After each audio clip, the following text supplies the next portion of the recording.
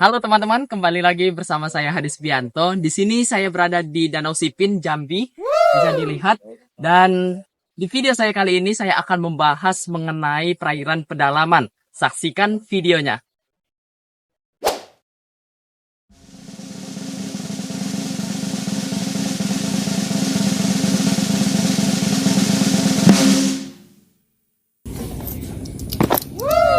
Oke teman-teman, apakah kalian tahu Indonesia merupakan negara kepulauan terbesar yang ada di dunia? Dan juga Indonesia merupakan negara terluas di Asia Tenggara. Luas lautan Indonesia itu lebih besar dibandingkan luas daratan di Indonesia, yaitu luas lautan 2/3, sedangkan luas daratan di Indonesia itu 1/3. Baik, luasnya lautan Indonesia sebenarnya membawa keuntungan dan manfaat yang baik bagi bangsa Indonesia, karena fungsi dari laut adalah sebagai sumber kekayaan alam. Sumber kekayaan yang terkandung di lautan sangat berlimpah sehingga bisa digunakan untuk mensejahterakan bangsa Indonesia. Kekayaan alam yang berada di laut tersebut meliputi perairan dan daerah dasar laut serta tanah di bawahnya. Dalam pasal 8 ayat 1 United Nations on the Law of the Sea, UNCLOS 1982, disebutkan yang dinamakan perairan pedalaman adalah perairan pada sisi darat garis pangkal laut teritorial. Sedangkan dalam pasal 3 dan 4 Undang-Undang Nomor 6 Tahun 1996 tentang perairan Indonesia, disebutkan bahwa perairan pedalaman Indonesia adalah semua perairan yang terletak pada sisi darat dari garis air rendah dari pantai-pantai Indonesia, termasuk di dalamnya semua bagian dari perairan yang terletak pada sisi darat dari suatu garis penutup sebagai dimaksud dalam pasal 7. Baik teman-teman, adapun pembagian zona maritim ada 8. Yang pertama itu ada perairan kepulauan, perairan pedalaman, yang ketiga itu ada laut teritorial, yang keempat ada zona tambahan, yang kelima ada zona ekonomi eksklusif, dan yang keenam ada laut lepas, yang ketujuh ada landas kontinen, dan yang terakhir ke-8 ada selat yang digunakan untuk pelepasan internasional.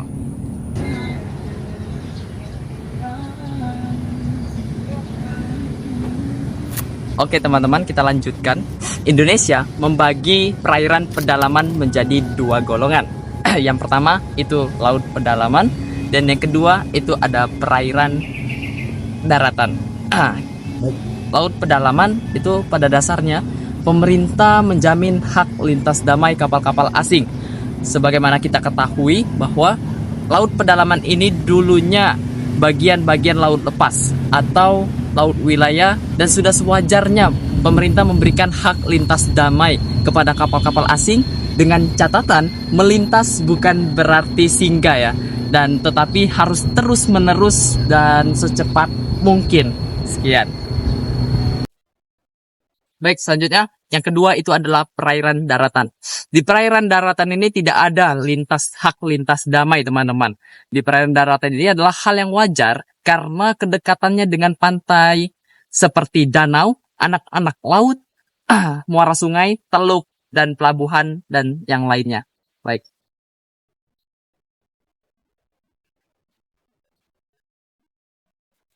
Lalu bagaimana jika ada kapal asing yang memasuki wilayah perairan pedalaman Indonesia?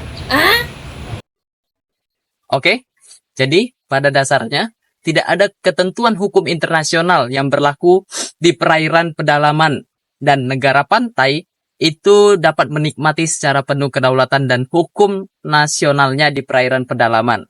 Hukum internasional memberikan kewenangan kepada negara untuk membuat peraturan hukum, mengatur penggunaan perairan pedalamannya, dan memutuskan siapa saja yang boleh memasuki, yang boleh keluar, serta hal-hal yang boleh dilakukan saat memasuki perairan pedalaman.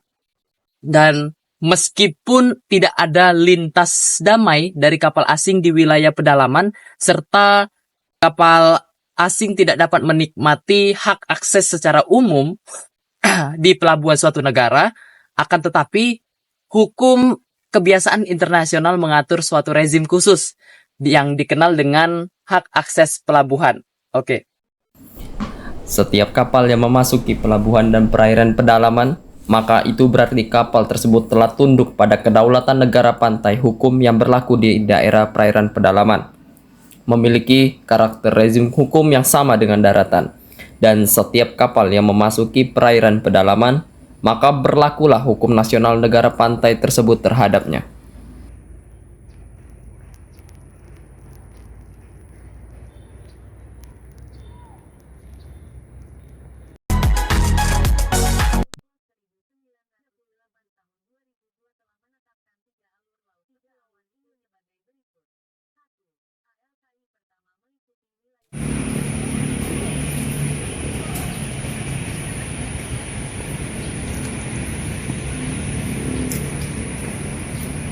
Baik, terima kasih sudah menonton video ini. Semoga bermanfaat dan jangan lupa diklik like, comment, and subscribe.